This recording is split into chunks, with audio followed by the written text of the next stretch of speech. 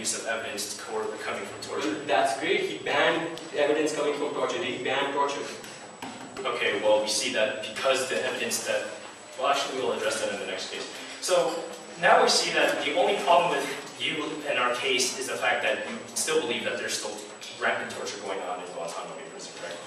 Just please answer something. If you don't have torture we believe that it's preventive detention. There's a way to gather intelligence from these people without torturing them. That's my part of elaborating this.